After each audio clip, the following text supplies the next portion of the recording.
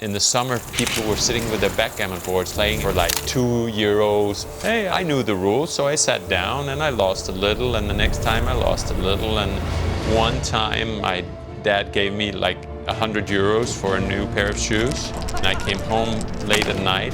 I didn't have any money and I didn't have any shoes. That was not a proud moment for me. Let's try and get better at this game. I did. The backgammon world was stagnating. Poker was booming. And look who's going to get in our game now. Yeah, I'm on top of the world. I can beat all the best players. 40, 50, There's going to be some gambling now. Holy shit. Et bonjour tout le monde et soyez les bienvenus pour un nouvel épisode de All Interview. Épisode bien entendu très particulier pour moi et j'imagine pour tous les fans de poker. Eh ben, ma foi, d'il y a quelques années, puisqu'on reçoit aujourd'hui l'immense, la légende, Gus Hansen. Bonjour Gus, ravi de t'avoir avec nous. Comment ça va? Ça va bien? Et toi? Prêt pour une interview entièrement en français? Oh non, très difficile pour moi. Je comprends un peu, mais une interview, pas possible. Okay, let's do it in English. So Gus, I'm gonna ask you a few questions about you, your life. Everybody wants to know everything about you, but we only have like an hour and a half. I'll do my best in English. For the French people, of course, it will be subtitled. Mm-hmm. But for you, you will have to talk slowly to me, maybe. Okay, we're gonna take it easy. Take it easy, yeah, okay. So let's go back first to your origins. Let's go back to your childhood. Where did you grow up? Well, Denmark. In Denmark, a small town, like 4,000 people. I think it was a nice place to grow up. Just we had the school next to the football stadium. We had everything was centered around that. You had the kindergarten, the school, after school things. So it was nice. A lot of everybody in Denmark rides their bike. A lot of playing ball, this and that. So it was a good childhood. I have good memories from my childhood. Well, you talk a lot about sport already. I was going to ask you, did you grow up in a gambling environment? I wouldn't say a gambling environment. My dad was a bridge player. He enjoyed bridge a lot, so we always had a deck of cards at home. We had a chessboard, etc. And I always liked to compete, like whether it was hacky sack where you had to juggle on your feet, or play tennis de table, whatever it was. So I was used to that, thinking, learning, playing chess. I wasn't very good. Playing bridge, I wasn't very good. But you have to start somewhere. So I always enjoyed that, and yeah, there was a lot of that in my childhood, and also just with friends after school. Back in the days, we're back in like the early 80s. You didn't have a screen, you didn't have a computer, you didn't have a phone, so you went home after school and you played some football.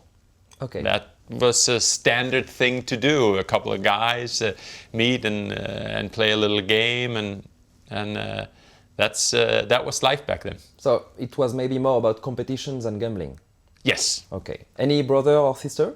I have a big sister, 2.5 years older than me.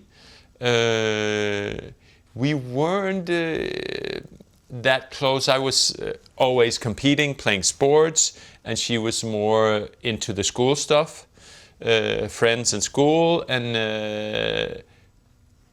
I think it wasn't until like she turned like 19, 20, and I was like 17, 18, stuff like that. We got a lot closer, and we're very close today. Okay, about Denmark, what is the general perception of gambling in Denmark? Oh, what's the general perception back then? I didn't know anything about gambling, but like when I started, it was like underground. Nobody did it. It was kind of weird. I remember my mom's girlfriends I came back from a trip to the US and I was doing good, and they were saying, so when are you coming back to Denmark to get a real education? And I was like, hey, I'm actually doing what I like to do, and I'm doing okay. I mean, I'm happy. That should be a good. But that was kind of the general vibe, and it kind of still is like, oh, you should get yourself an education. It has obviously changed since now poker is a household game. You can play online, but you can also watch it on TV, especially with the boom back in the early 2000s. So it's different, but there's still a lot of rules and regulation, and it's actually right now they're debating on whether it's at all allowed for a person to advertise gambling, like for a known person, a soccer player and stuff like that. Okay. About your youth, tell us more about your studies. My studies, I was not a good That good was student. my next question. Were you a good student? No, I was not. I think I've always had an easy time with numbers. I'm very proud of my mom and dad, and I think they taught us to read books, etc. So school was fairly easy for me, and when it's a little bit on the easy side, it's also a trigger to maybe become a little bit lazy with the schoolwork, because yeah, I mean, the math book that we had in 3rd, 4th, 5th grade, I mean, it took me an hour, and that was the year for the book for like the next 4 months. So I was like, okay, let's do something else. Okay, so you were gifted with numbers? Definitely numbers. I've always liked to juggle with numbers and do math in my head. So. And what about this taste for competition? Is it why you've excelled in sports too? Well, I mean, excelled in sports is kind of a big word. I've always been good at sports. I've been a solid amateur, never at the top level. But most of it comes from just, I love to practice. I mean, I love to, nowadays it's paddle. I practice a lot. I like to improve. You can find me in the airport waiting for a flight, and I'm doing my bandejas just in the mirror. So I like to do that, and that obviously helps when you're in your sports endeavors, that you like to practice, you like to improve your shots, etc., etc. I've heard you went until the semi-finals of a sport we don't really know in France, racquetball. Yeah, you actually have some good French players. Yeah? It's like, as the name racket, it's like the racket sports. I would say the old racket sports. It's tennis de table, it's badminton, it's squash, and it's tennis. So you compete in four different sports. So you have to be pretty decent at all four. And obviously, if you're very good at all four, that would be the best. But I was well-rounded, pretty good at all four sports. So they've had the World Championship, I think, the last 30 years. Beginning of the 90s, they started. And I played the World Championship a couple of times in, like, I think 13, 14, 15, something like that. And one year when it was held in Sweden, I got to the semi-final and was actually close of getting to the final. I would have lost the final because it was up against a better player, but nonetheless, that was a very nice result for me. We will jump a bit in the future, but tennis brings you to meeting Matheu. Am I right? That is correct. That was like I played a lot of table tennis and a lot of tennis when I was like 8, 9, 10, 11, 12.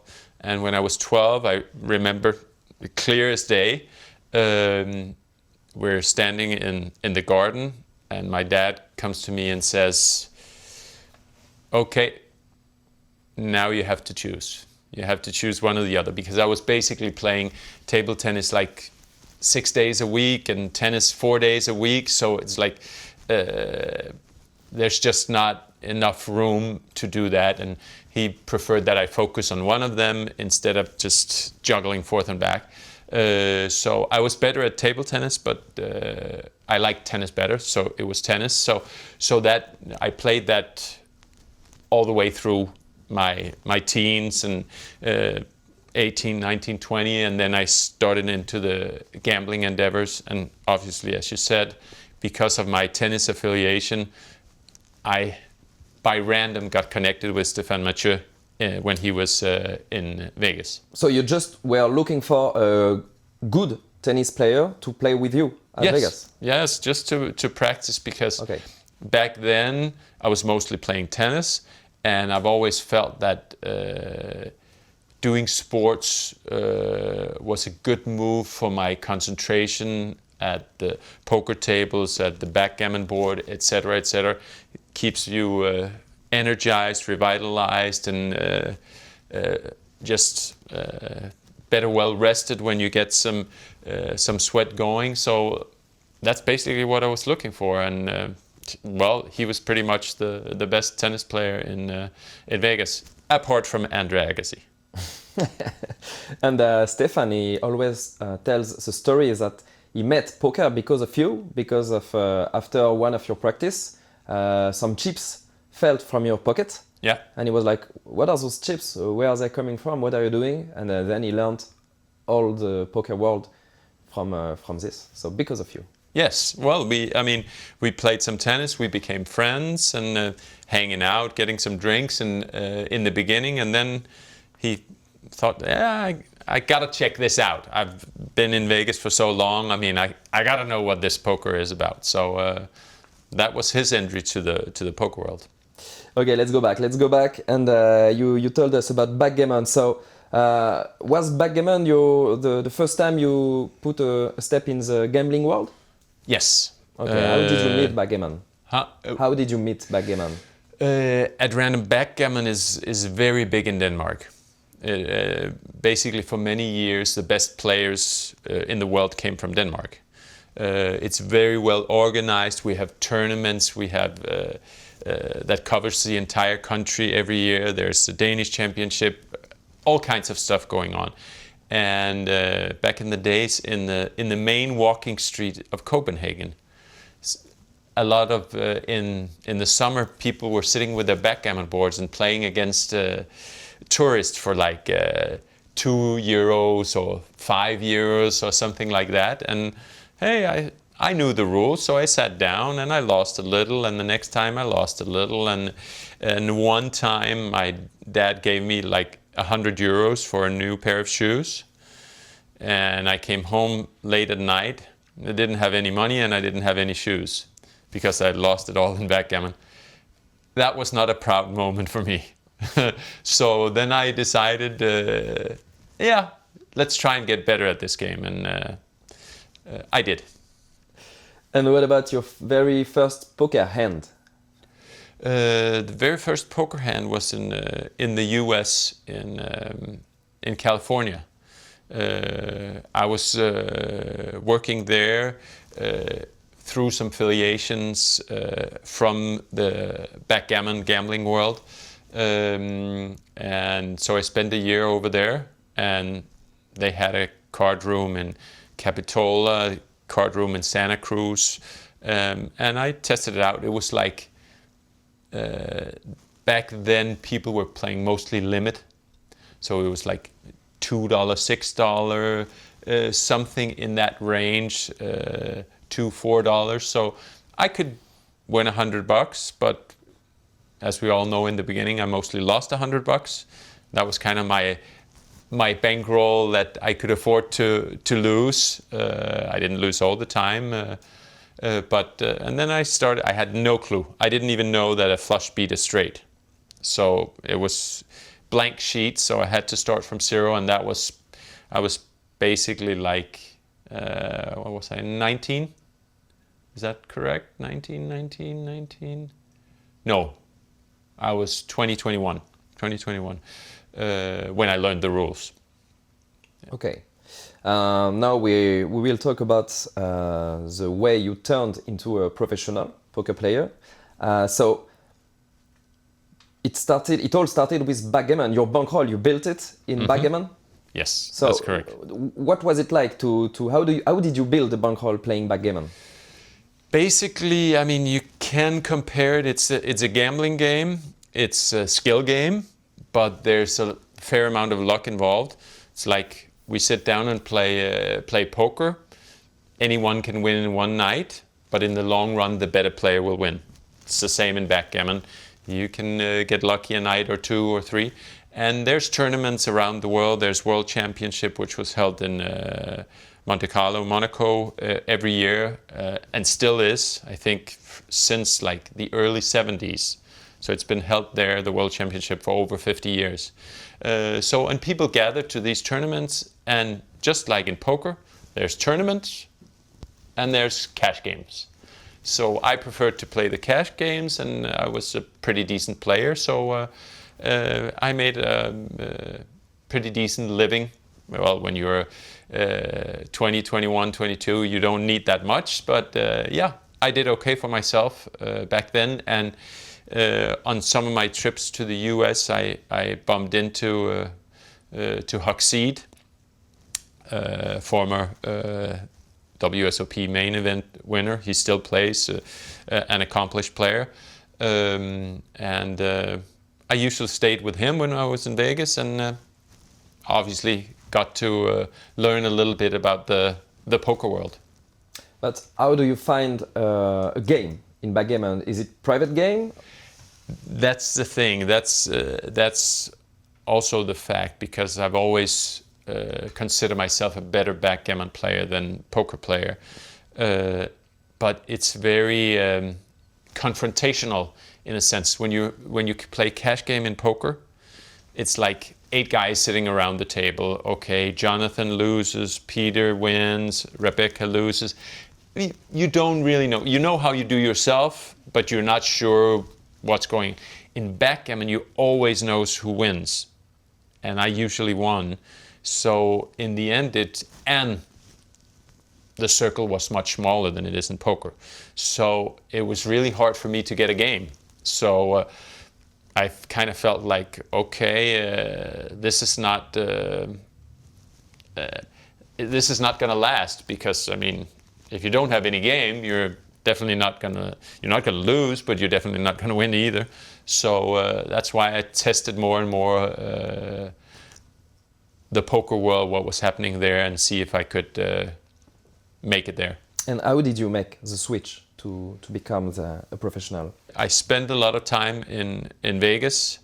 I had finished my gymnasium, high school equivalency, and hey, you're young, you travel, you have no obligations at home.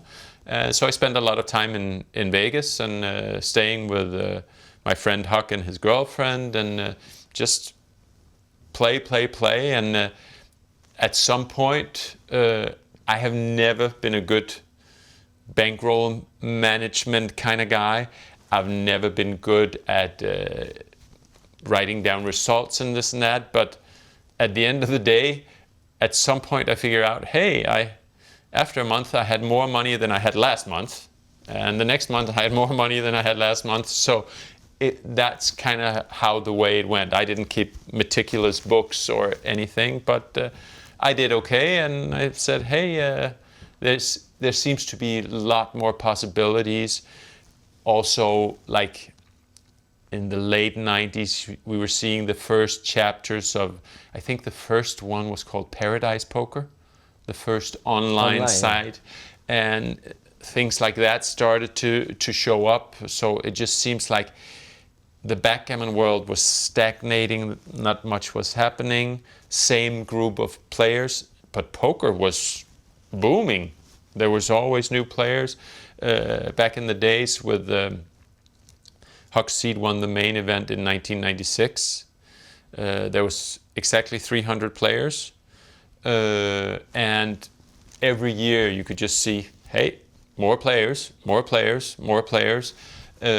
So that was kind of the way it was going. And then suddenly you have Chris Ferguson, and the main event is on TV, and you're just like, okay, things are moving on. And then obviously Lyle Berman, which I played a lot with in the cash games. Very good businessman. He started the World Poker Tour because it seemed like he had an idea of which direction it was going. So you'd say you took your shot with like I heard 200k bankroll. That's what you are saying lately. Oh, I don't really recall because I felt like it was all kind of fluid. It was all mixed together. I mean, like if there was a backgammon game, I was playing backgammon, and I was playing backgammon for bigger stakes than I was in poker. And part of the story also was, which I don't know how I forgot that, but I became very good friends with Chip Reese, the late Chip Reese, and he loves to gamble as well. So we played a lot of backgammon, and let's just say I was a better backgammon player than him. So I definitely increased my bankroll with our backgammon sessions. He might have beaten me a little bit back in the poker when I jumped into the big game, but overall I did well on the backgammon board against him.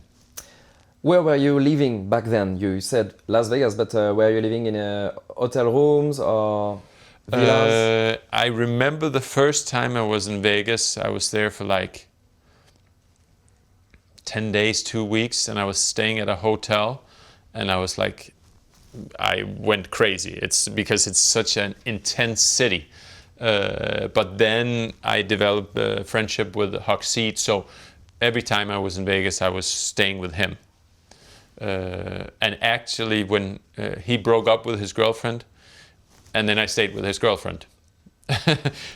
So I always had a place to stay in Vegas. He moved a little bit out of town, so I always had a place to stay, kind of where you feel at home. And it's really nice when you spend a long time somewhere that it's not a hotel room, but you have a kitchen, you have a fridge, you go to the grocery store, etc. At least I like it a lot. Those are good memories, I guess. What was your day-to-day? It was like you wake up, you go get some breakfast, and then you jump into the table. How did you live there? Pretty much, like no schedule specifically. Take the car, drive into whatever, Mirage, it was in the 90s, then Bellagio opened, etc. And just going down there, we didn't have all the things on the iPhone. Is there a game? Is my game starting, etc. So you just drove down there. Obviously you could call down there and is there any games going, etc. But yeah, that was a daily, a gambling day was revolved around the gambling, a little bit of sports, but back then I was focusing more on learning to play the games than the sport, so it took a little bit backseat in those early years. Any big pot or big game you remember from the beginning of your poker career?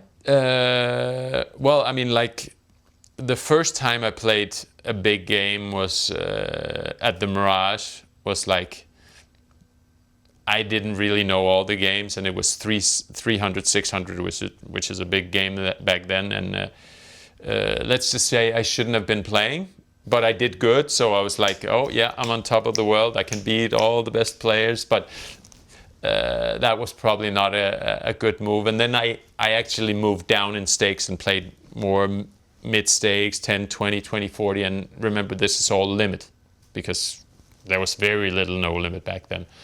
And another time was like, but that was probably a handful of years later where I kind of had taken the step into poker and played a little bit bigger stakes, 200, 400, and there was a 1,000, 2,000 game, which was like huge at the time. And it was like Chip Reese and Doyle Brunson and some tourist guy that I can't remember who was. So I played 1,000, 2,000, which bankroll wise I never should have.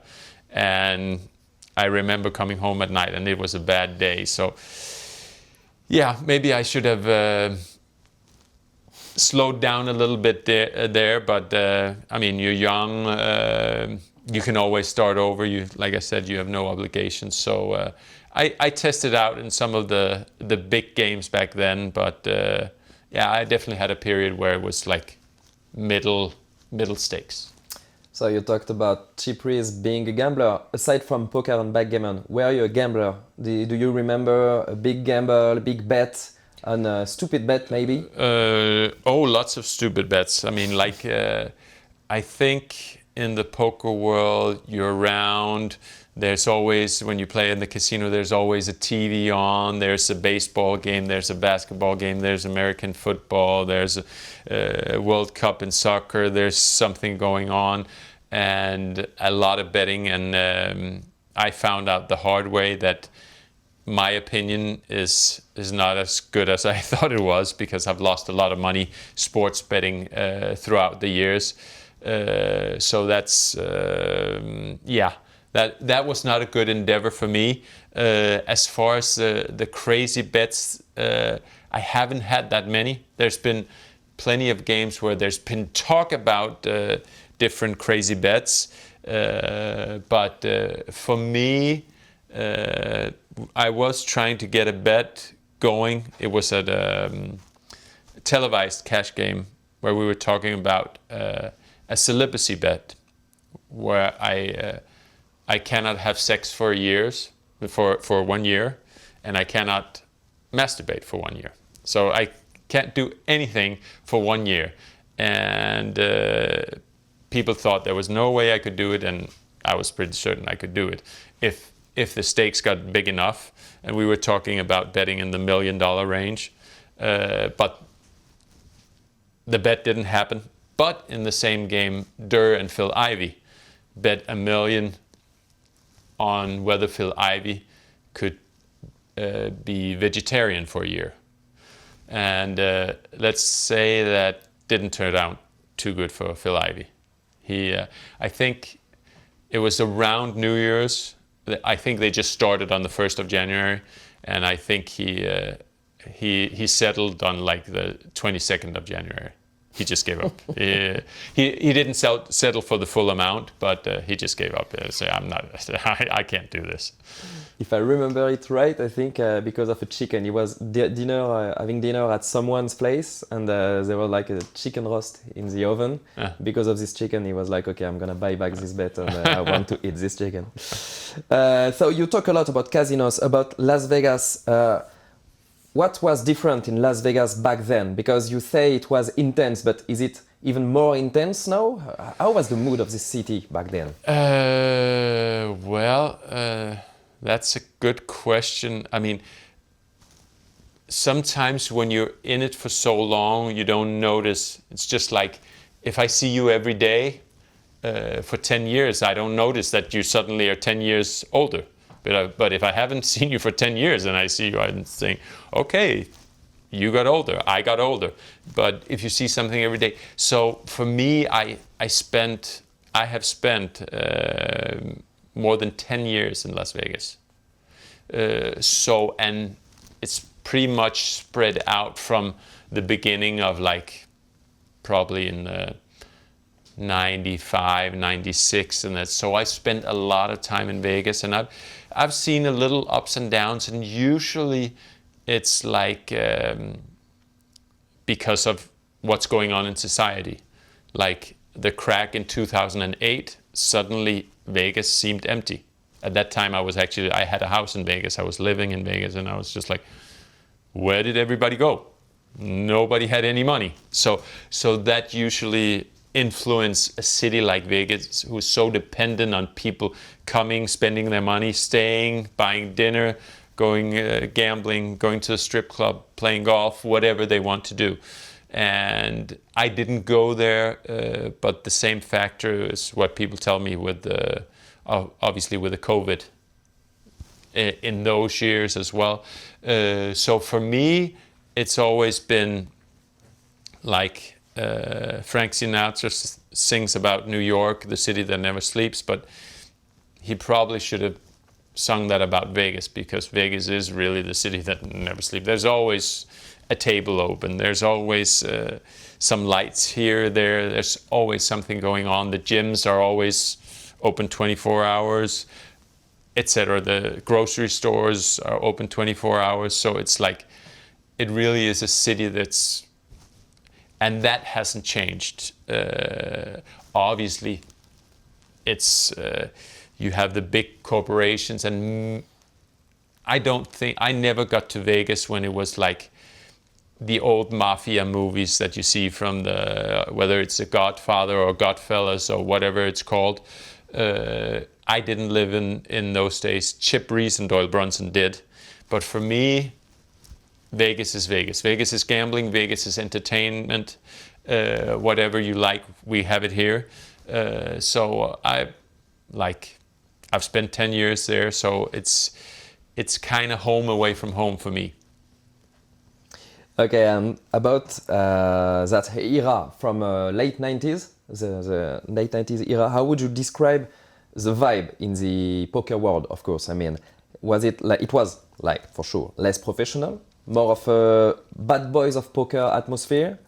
And who was in your circle in this time? So you told us about Uxid, Chip Reese, who else?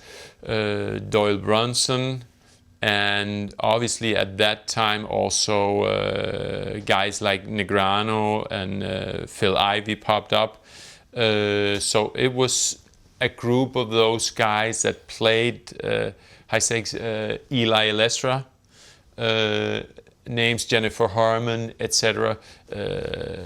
Doyle's son Todd Brunson. So there was plenty of people, and too many to mention. But that was a big group, and also a guy like Dan Harrington who's written a couple of books. But the vibe was much different. I think people were a little bit more. I'm not sure. I'm gonna say it because I thought it, but I was gonna say they were a little bit more stubborn, like saying, they're right, I know how to play limit hold'em. That's the way to play limit hold'em, and not being stuck in their ways. But they didn't have any tools to investigate. At least they didn't know how to. I mean, back then you would have to sit with a deck of cards and deal it yourself, and maybe deal it a couple of times and see what came out of it. But obviously nobody did back then. So people were a little stuck on their ideas. Okay, this is how I'm playing. I'm playing tight. That's the right way. The next play even more tight. That's the right way. And also, people being stuck in their ways helped me, I think, a bit in a tournament circle, because I was just being aggressive and they were being tight. So I just stole a lot of money. Okay. What about your first big trips for tournaments or big high stakes games? So the first big trip, how was it did you like traveled around the world, or at the beginning was it just in the USA? Was it only in Vegas? Pretty much Vegas, and then when the tournament circuit started, popped up Aviation Club de France had some World Poker Tour tournaments, some in London. They also had a couple in Denmark, EPTs. And in Los Angeles, in Miami, etc. So I was kind of like, I mean, nowadays you have tournaments all the time. You have Tritons with gazillion dollars in buy-in. But back then there was like 10 World Poker Tours, which was the 10 big events of the year. And then the main event at the World Series of Poker. So there was like 10, 11, 12 tournaments. So it was fairly easy to cover most of them with a fairly easy travel schedule. But mostly my hood was mainly Vegas for my gambling endeavors, and then still a little bit backgammon here and there, which was focused a little bit more on the European side, and with the World Championship in Monte Carlo. So that was kind of I have traveled a lot in the same circles those years, and obviously not to forget the Aussie Millions. So I went to Melbourne for like many years straight, which was also a great feature because it coincided with the Australian Open. So you get to play the tournament, you go to watch some tennis, and and obviously all the players were staying at the same hotel in Melbourne. So I mean, when you're at the gym, Djokovic or Federer would come up and so on, which is kind of cool when you like to play tennis. Did they recognize you? Huh? Did they recognize you? I've talked to both of them. I've played golf with Djokovic because he lived in Monaco. So I've met him many times. With Federer, I've only met in a couple of times in Australia. So is it something you like, the life in a suitcase of a poker player? No, not especially. I really like home, and I really like home away from home. But I've been fortunate that I have some good friends in Melbourne. So that's why I travel. It's on the other side of the world, but I like to go there because I feel at home. I do some sports, I hang out, etc. The same in Vegas is home away from home. And when I moved to Monaco, where I lived for 17 years, I played squash there, I played tennis there, like I said, I played golf with Djokovic, etc. So there was just things to do, so it wasn't, if it's in a suitcase, it's just like, it's only that. I mean, like, I think they started the Asian Poker Tour. I went to, I think, an event, I can't remember if it was Singapore or Malaysia. And basically you're just there, you're just at the hotel, you play the tournament, you go to bed, it gets a little, you forget the normal life. Okay. And finally, how would you describe your playing style back then? Because in your famous book, All Hands Revealed, it's not only about aggression, it's also about mathematics, pure mathematics, odds, simply odds. So what was the real secret, and how would you explain this odds and mathematics approach? Well, like we started out, I've always liked to juggle numbers, and again, I think one of my strongest features as a poker player is testing things, thinking outside the box. Like I said, people back then were maybe a little bit stubborn. And okay, stubborn A, stubborn B, like you have a bunch of stubborn guys that all do the same. And I'm like, yeah, I'm not so sure they know exactly what's the right thing to do. Maybe they have a good idea, but maybe we can twist it a little bit. So I've always tried to twist things, and first of all, sometimes it makes you get on the right path because you test out things. But also another feature with poker is that they get surprised.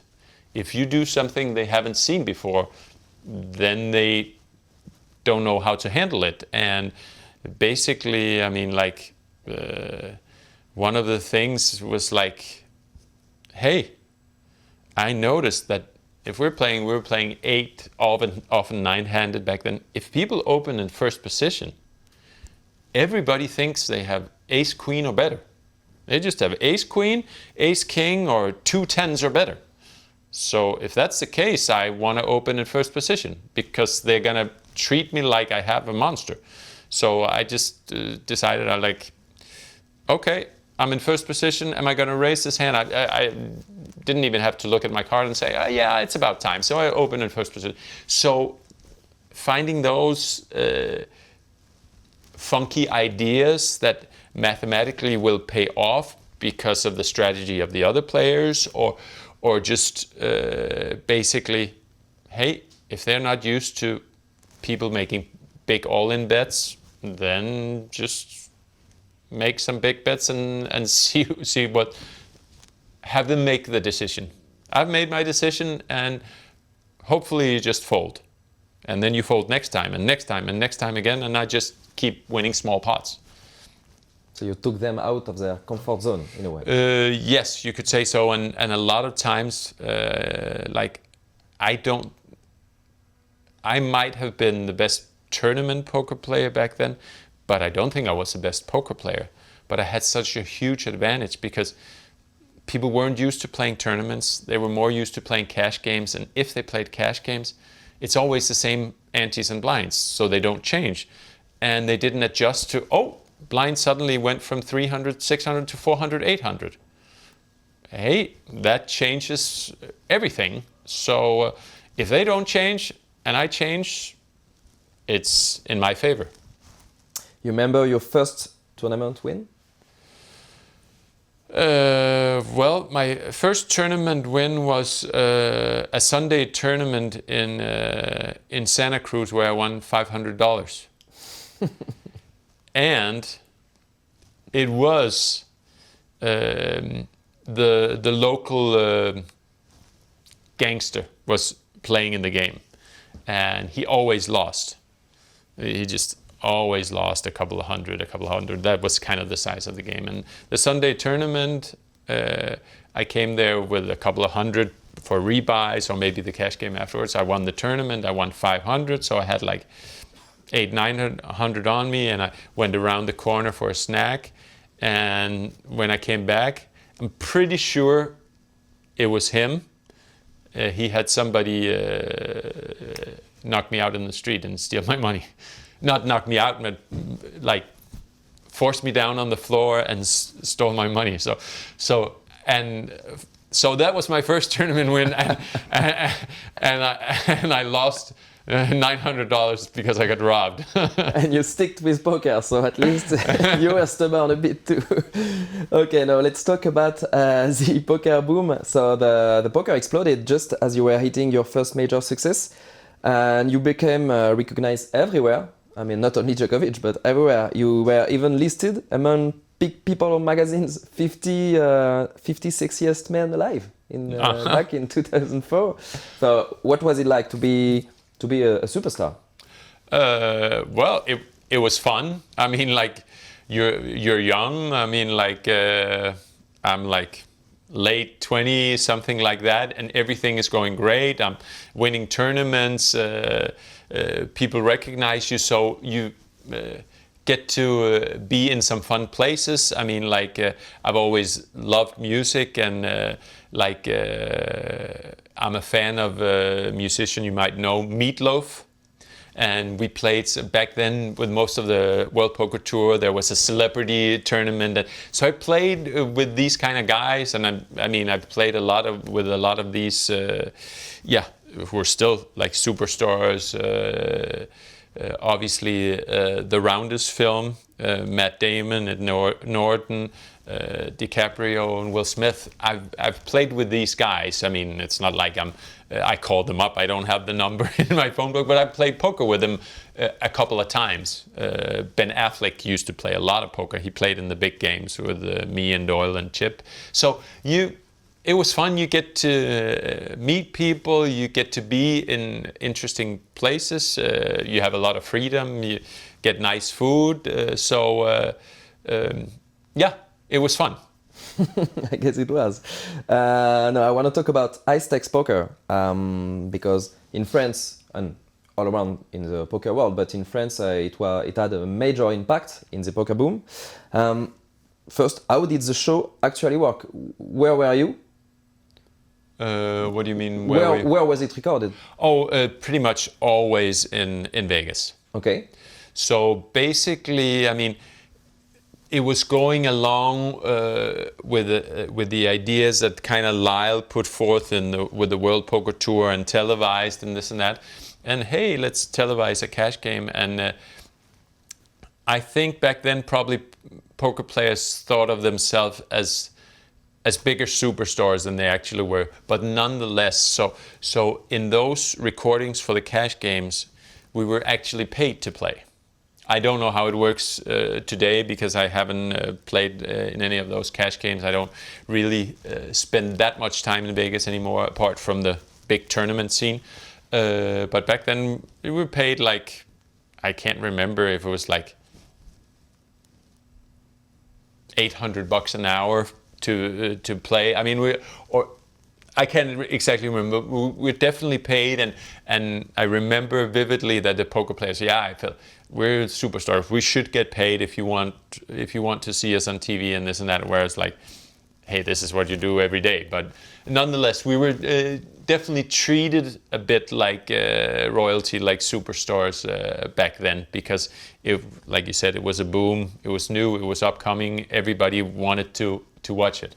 And over how many days was it recorded for, like one season? I usually, the way I remember it is they set it up and maybe they filmed for like 3, 4, 5 days and went with that. Like one day session would produce many episodes, I guess. I think so. Yeah. I don't. I'm not sure about the intricacies of that one. And about the players, was everyone playing their own action? Or what? I think definitely back then people were playing more their own action. I think a lot of times, especially now, you have, like I said, these insane stakes in some of the Tritons and Bahamas coming up with like huge buy-ins. So back then, again, like for the tournament structure, there's 12 events a year for 10,000. So if you have a bankroll, you can afford that, and the cash game could obviously get a little bit bigger. But as far as I'm concerned, I played my own money. Daniel played his own money. Phil Ivey played his own money. Chip Doyle, Guy La Liberté played his own money, etc., etc. So that's my feeling. Some of the maybe a little bit lesser known might have sold a piece or something like that, but I don't think anybody was like staked. I mean, like most people were playing their own money, maybe with a friend having a little part or something like that. You mentioned Guy La Liberté, so sometimes there were some recreative players, but also the main event winner from this year was a bit sent in the shark cage in a bit. Were there some players who lost a lot? There's definitely players who lost more, won more, etc. I mean, like I have a feature of my own where I haven't had a winning record playing online. So there's definitely you win some, you lose some, and obviously if you're a recreational player and you're up against the best players in the world, you will lose more often than you win. But yeah, there was definitely some spots that you'd rather play with than play against Phil Ivey and Nick Rano and Chip Reese. But yeah, again, I wasn't the best at keeping track. I was just hoping I had more money the next month than I had the previous one. But yourself, did you feel you had an edge at, let's say, an average high-stakes poker table? Yes, okay. that I felt. Whether I had it is a different story. I think, again, on the high stakes where we were playing No Limit Hold'em, and it was not the tournament structure. I think I was doing a lot better with the tournament structure, because a lot of times you have a little bit more shallow stacks and people are, for some reason, more afraid of their tournament life than their cash game life, even though the tournament is a 10,000 buy-in and you're sitting with 200,000 at the cash game. So in that sense, my game was definitely better suited for the tournaments than cash game, where the blinds are always the same and people play big stacks. Would you describe those as the party years, like the rockstar lifestyle we were talking about earlier, best hotels in the world? Did you at some point went too far in some excess, like having too many parties? Just no, I've never been a big party kind of guy. I've always liked a drink once in a while, but I've actually, which might surprise some people, I've never tried anything. I've never tried any cocaine. I've never tried any I don't even know the letters for these some drugs with MDM, letters. Yeah. what I don't even know. So that I've never had interest in that. So with that, I've always liked girls. So I like to go out. I like to have a drink, go to a nice party. But it was never like, okay, Monday, Tuesday, Wednesday, Thursday, Friday, and I'm like worn out because my body, everything is just turned upside down. So for me, that's just never really been a feature. I mean, I know there's definitely been others in the gambling world who's gone a little more down that road. But for me, that has never been a feature. The poker was booming, so it was the time to be focused on poker because there was like huge amounts of money to be taken. And if you spent all your nights partying instead of playing, then you will lose a big opportunity, and also you would, of course, waste your life. Yeah. So was it something that you saw happening in this small poker world you knew late 90s? Not that much, but there's also this interesting things is like when I'm not going off that track, I might be going off some other tracks, but not going off, it's hard for me to see. Like I can go, we're in Paris today, I can go into the hottest club and there's all kinds of drugs flowing all over the place. I wouldn't know where to look. I wouldn't even know. People after a night out would tell me, "Oh yeah, did you see there was drugs all over?" And I would say, "I didn't even see. I wouldn't know where to look." So in that sense, I didn't see anyone who really fell off the track with regards to that. I do know some of my acquaintances that throughout the past 30 years have had a little bit of trouble and gotten back on track, but no, not really to any large degree. Okay, now about some online poker, and let's start with full tilt poker. Do you remember the famous press conference anecdote? I was a sponsored player from Full Tilt, and I was also a part owner of Full Tilt. Like all the other players was, Phil Ivey was, Chris Ferguson, Howard Lederer, David Gray, whatever their name was the sponsored player, was part owner of the game, of the site. And after Black Friday, we basically had some phone calls with 33 owners. And if you can imagine a conference call, 33 people, usually with their attorney, being on a call, and hell has just broken loose. I mean, nothing got done.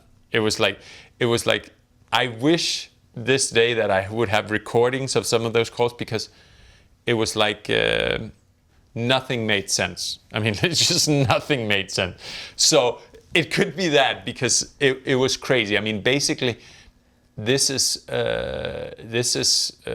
was regarded as a $500 million to $1 billion company, and from one day to the next, snap, the rug was taken away under your feet. I mean, like basically, the U.S. government removed 60% of your revenue from the players and wanted you to pay a $300 million fine.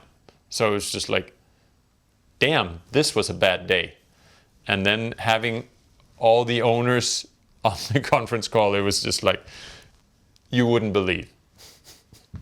But did they want to get their money back, or were they trying to fight the amounts they were supposed to pay? Well, that is actually one thing I remember you said about the poker boom and the lifestyle.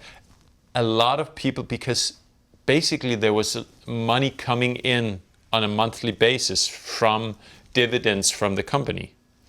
And I think people had over-leveraged their position, like, okay, I have a house in Vegas, and I could get a beach house in Florida. I've always wanted a beach house in Florida. So now, and suddenly, like that mortgage for the beach house in Florida, or maybe the ski hut in Vail, or whatever it's called, the the money stream is not really there. So that was a sense like panic because, hey, I'm making a lot of money. I mean, it's basically like you have some whatever CEO job and you get a lot of money and just you're fired and you get no more money.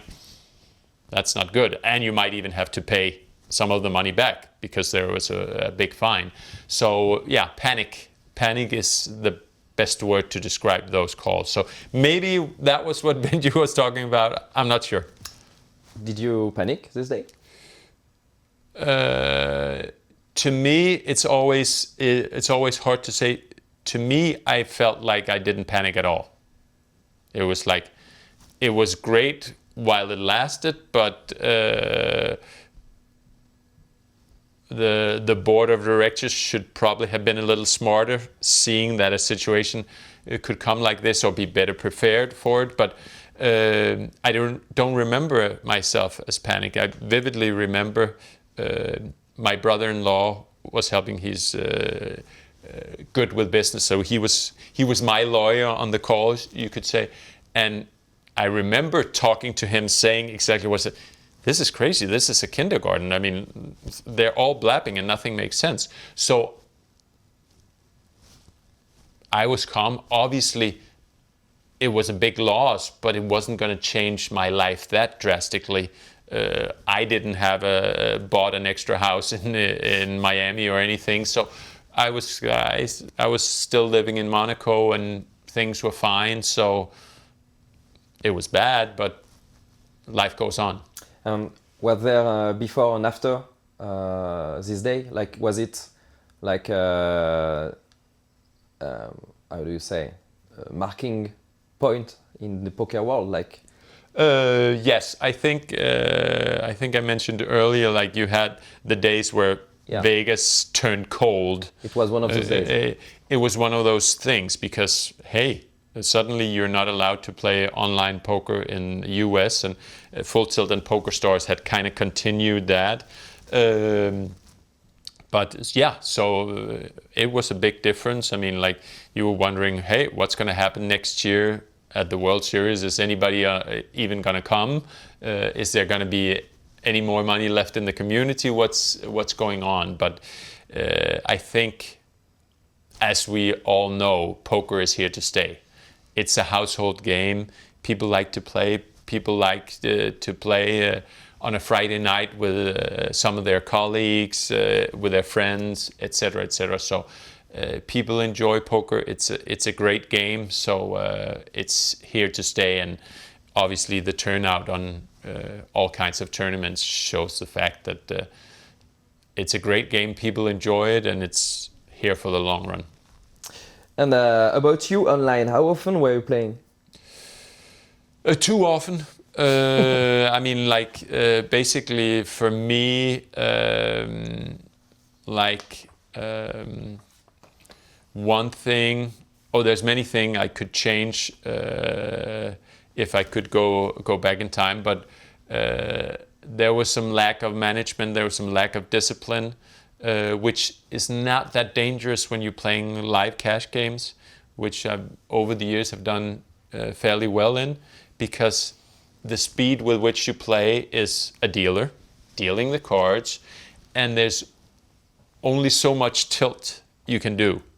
You can it's easier to manage, at least for me.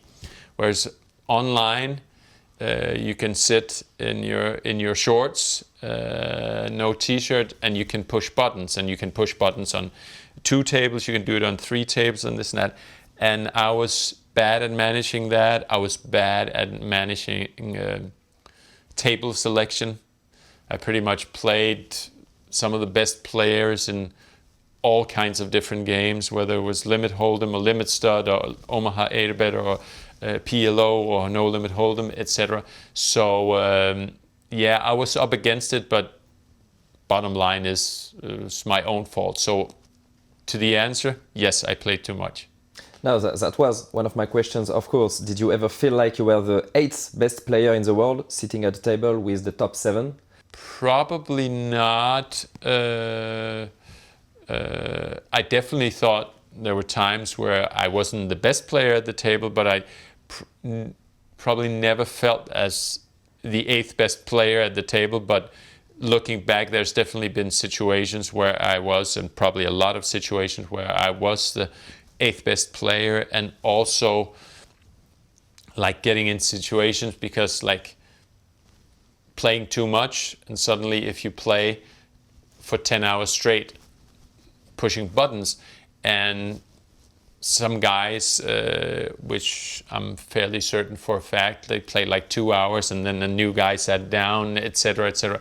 So I did, especially with that, I would like to have done it differently, but here we are now. I didn't, so I'm still alive. I'm still going strong, so it's okay. Yeah, and even if you say that in your nature of competitor, maybe you would do kind of the same thing today, because maybe that's what you really like about the game, playing against guys who are supposed to be the best. Definitely. I love to compete against the best. I think that's a good way to improve your game. And I feel like in some of the cash games I play, I still play against like some top competition. But again, managing the situation, like I was younger, I didn't have anyone at home waiting for me. Now I have a son, so that is normal to be a bit more conservative. Like 15 years ago, I didn't mind as much going broke. Right now, I really don't want to go broke. I'm not gonna go broke, but there was much more daredevil, just boom. And obviously, everybody knows I did lose a lot of money over the course of playing online. You were talking about your successes in a live cash game too. Have you been traveling to play, as an example, a big private game? No, I played. I tested out the waters like a lot of other people in Macau. Macau, okay. And that was actually only no limit hold'em. So I didn't feel that was my best feature, my best game. But on the other hand, it was a big game, and supposedly it was just coming to Macau, so players probably wasn't top-notch players. I did go there with a bankroll, but you asked earlier about people were staked. I only had 40% of myself. So I knew beforehand, we had planned the trip, we got everything together. I had 40%. The other people, it was like 10 of my friends had like from, the biggest one had 30%, and the rest had like 6% and 4% and etc., etc. So we had the 100%, which was like, went there with like $1.5 million. And so it was a big game for me, but I right off the bat did very well. So I went there a couple of times, and then the games maybe got a little bit more private, and again, probably part of the reason is like I like home away from home, and Macau never felt like home away from home, so I was never really dying to go there, and it was a very, very big game. So in that sense, I probably should have went there a little bit more, because I had quite good success in those games. Do you remember what was the biggest game you played, these stakes? These stakes, yeah, we played like 10, 20. So 10,000, 20,000, but that is in Hong Kong dollars. So that's equivalent to maybe a little more than 1,000, 2,000 euro. No limit hold'em. So it's a big game, and the normal buy-in, the minimum buy-in for those games were 125,000, something in that range. But most people would buy in for like 400,000, and some people would buy in for like a million, stuff like that. So it was big games. But one game we had been playing all day, and sometimes it got kicked up to 2040, which would be 2,000, 4,000. But we had played, I had a good day, and we were four-handed with one player, which name was Super VIP. That was his name. He didn't speak a word English, and the rule was if Super VIP pointed at your cards after the hand, he wanted to see it, and you had to show him. So that he got that. He got to see your hand after the hand was over. But so it was me and Duan, Tom Der Duan, Super VIP, and Asian guy from Germany, Asian German. So the four of us were playing, and normally it could get kicked up to 20-40. Now we were playing four-handed. We were playing 20-40-80. So everybody has a blind, right, and then the button, and only Super VIP was allowed to put the 16 on the button. So 1 out of 4 hands we played 20-40-60. So 2,000, 4,000, 8,000, 16,000. That is by far the biggest I've ever played, and I had a good sessions, and I won 2 of the biggest pots I've ever won in that game. But that was obviously huge. I wouldn't have played that huge if it wasn't because I've already had a good trip and this and that. And to tell a little funny story about that, so this is a Sunday, and I have a big win. And I have a flight back from Hong Kong on Monday night, so the day after. But I mean, the rules of the game are kind of like if you have a big win, you kind of stick around and you don't leave in the middle of the game. It's the players' rules. It's not the casino's rules. The players decide all the rules there. So I came on Monday, and there was this Chinese guy who he organized the game. And he told me that he had just talked to Super VIP, and I'm not allowed to play anymore. I was too good. He couldn't beat me. I'm not allowed to play. So that's the rules of the game. So I'm like, okay, fine. I mean, like, I did beat him up the last couple of days. So that's. So I go from Macau to Hong Kong. I go to the airport. It's like my flight is like 11:20 at night, and it's like 11:15. I'm one of the last ones to board. So I'm basically on the walkway, the plane and the airport, that little there. And my phone rings. And I pick it up, and the guy organizing the game. And he says, Super VIP had just found out how to beat you. Come back. So I was pretty much already on the plane, so I didn't come back that time. But so it's just a different game. And like I said, I actually like that it's the players' rules. Like, if Super VIP wants to play with me, okay. If he doesn't want to play with me, obviously I can't play. That makes sense to me. I'm not too much where the casino, everybody can play. No, if the guy everybody wants to play with doesn't want to play with that guy or whoever it is, to me, I like that feature. How much in those 2 big pots you win? Those were like 2 million euro pots. Wow. Okay. So they were nice. Let's talk about the modern poker, if I may say. How did you see the game evolve with the professionalization of poker first and the overall rise in skill level? Well, I mean, there's one feature that overrides everything, and that's ordinateur, the computer. I mean, it's such a magnificent tool in mathematics. I've seen it in the backgammon world because I've played professionally in the backgammon world. I've watched it in the chess world because I love chess. I was a big fan of Kasparov back in the days, and I'm a big fan of Magnus Carlsen. I've seen it. I also play the Japanese chess Go, where there was a movie about the AI that played against, whether it was in 16 or 17. So I've watched the kind of evolution in those 4 games at least, and it's like we're like small kids mathematically compared to the computer. So it can teach you a lot. And actually also what I find is that it can teach you to think outside the box, because it doesn't care if it looks stupid.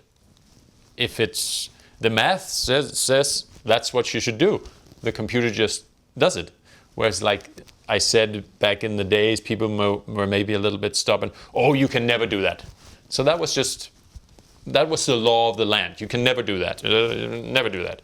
And that's what people did. And I wanted to push those edges a little bit. But now you have the computer, which is like very math, and just says, hey, you should do those crazy things.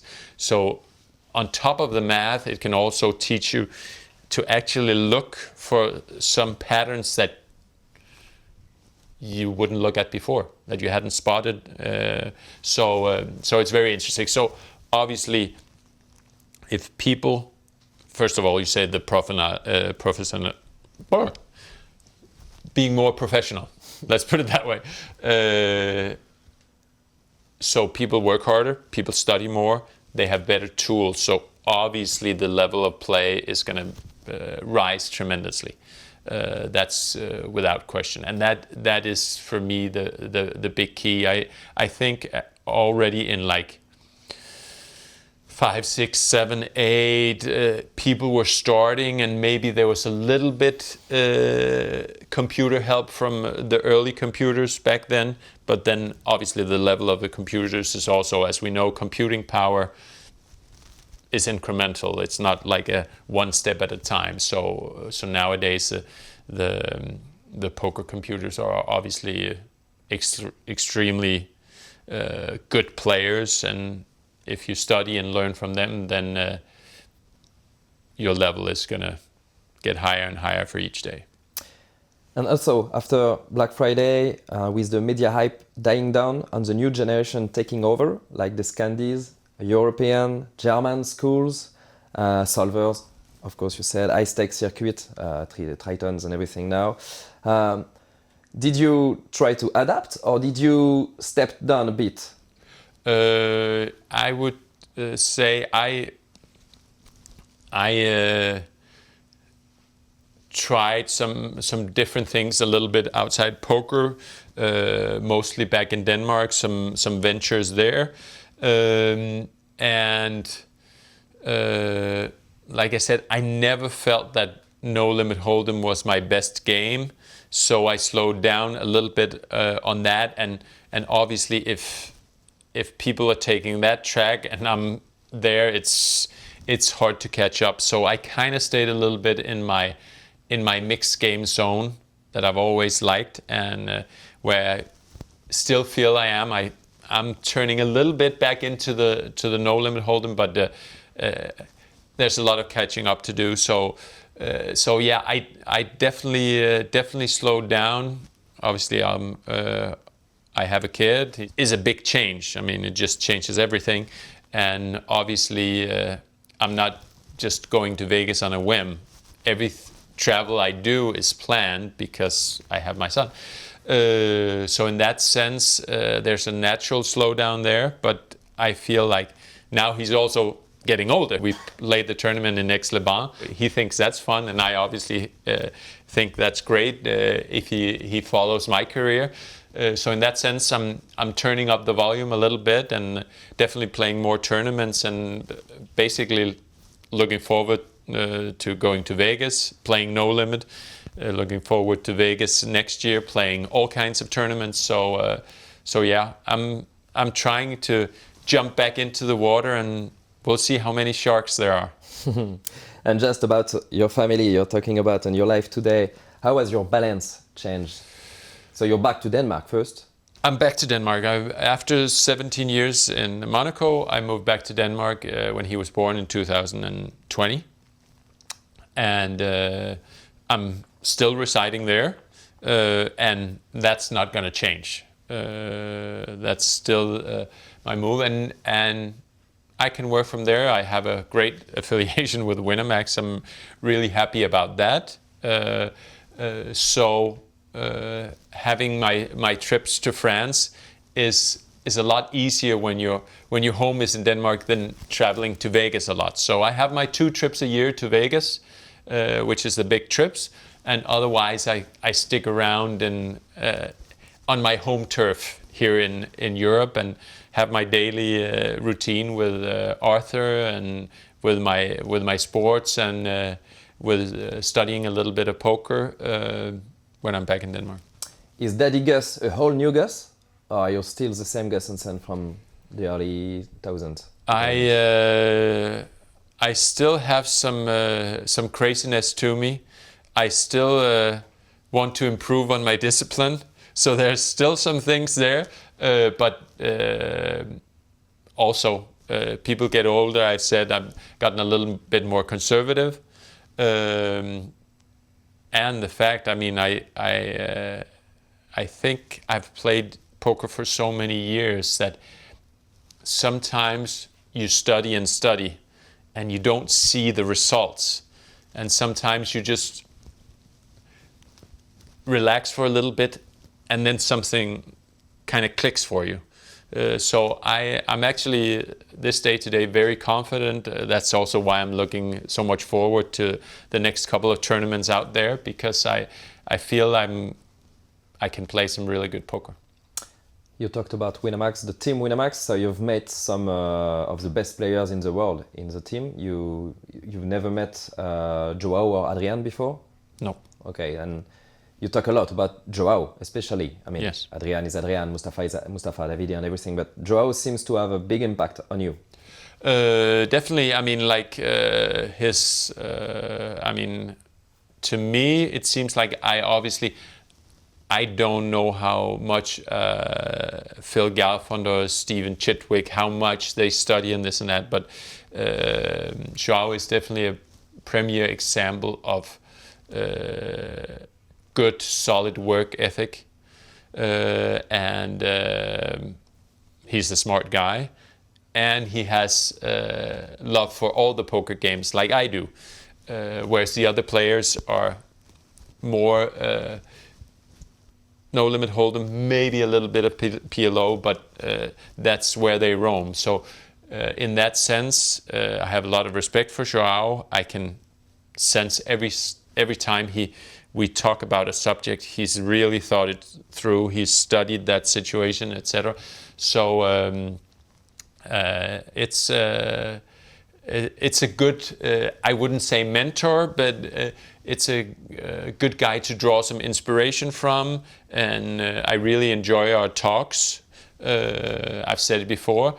I think he's helping me more than I'm helping him, but on the other hand, I'm still le fou, I'm still crazy, so sometimes I throw him a curveball that make him look a little bit different on things, a different outlook. So in that sense, I hope we can ping pong and help each other, but I love the team, and I mean, like, they're all great guys and all have their different personalities, so I'm just happy to be part of the team. 4 WPT titles, no WSOP bracelets, so what will you do different next summer? I will play more tournaments. This year I had kind of gotten into my head that I was gonna. I had made a plan for which tournaments to play. I knew it wasn't gonna stick to that plan because sometimes it depends on how well you do. But again, I think I got a much better feel for which tournament I for sure want to play next year, which ones are kind of mandatory and which ones is kind of like 50-50, etc. So and my mindset was too much cash game this summer when I played tournaments. So there's some changes I have to make, because sometimes in tournaments you have to be slightly more conservative with preserving your chips, and I missed out on that a couple of times where I was in some questionable spots. So there's small things that you can adjust to, and I feel I'm aware of some of the adjustments I need to make, and that's at least the first step, being aware of it. And I think I'm going to do fine actually making the adjustment as well. Okay, final question for you, Gus. When you will be a grandfather, will you still be playing the main event of the WSOP? Oh, grandfather, that depends on of when and where. But I think I've been fortunate to have a career in a world that I love, that is challenging on a daily basis, and I'm just lucky to be in that. So I don't see any reason why I wouldn't play the main event or the World Series 5 years from now, 10 years from now. But you never know. But right now I cannot come up with a good reason of why I wouldn't. But on verra. That's a nice final word. Thanks a lot, Gus. Best of luck, and we hope to see you with a bracelet this summer. Thanks a lot. It's great being here.